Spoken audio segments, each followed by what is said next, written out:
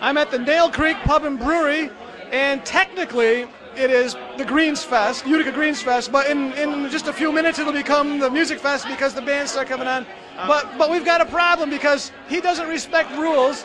This is Chris, the owner. He's got music going on during the Greens Fest. It's just pandemonium, right? Well, we've been packed the entire day. I have never had a crowd this size in my bar in the daytime in history. So I've got nothing but great things to say about it. I mean, I'm just enthused about everything going on right now. Now, the truth be known, Chris is one of the savvier marketers in the family of venues and companies that participate in the Utica Greens and Music Fest. Give us an idea of some of the things you do to make this magic happen. Well, you got to spend money to make money sometimes, so you can buy some ads. I do Facebook advertising. I do not only Facebook advertising, but a lot of networking through Facebook to let people know what's going on. You got to make sure that your regular patrons are aware of what's going on because they're the ones that are going to be here in the daytime.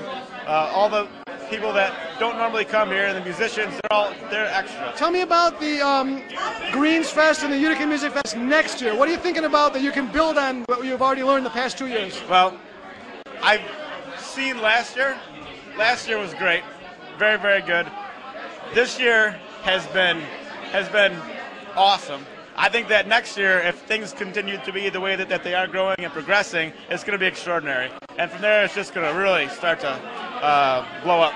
You're one of the business people that actively participated in the Utica Music and Arts Fest meetings. You came to the feedback meetings. I remember almost a year ago there was a meeting held that said we just held our first event. Come and criticize us. Come and tell us what went wrong. Tell us what went right. Tell us about that process. How did you participate in that process?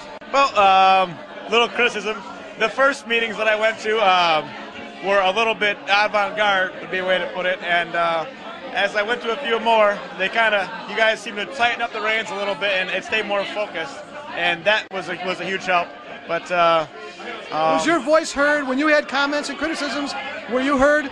Yeah, I was totally heard, and I had no problems expressing my ideas and my thoughts. And I mean, one of the main reasons that I went to the meetings was not only to have my voice heard, but to know what was going on so that I could properly plan for when the event actually happened. Did the Utica Music and Arts Festival Committee give you enough information and thorough and complete information? Absolutely adequate. Very adequate, yeah. I had everything that I needed.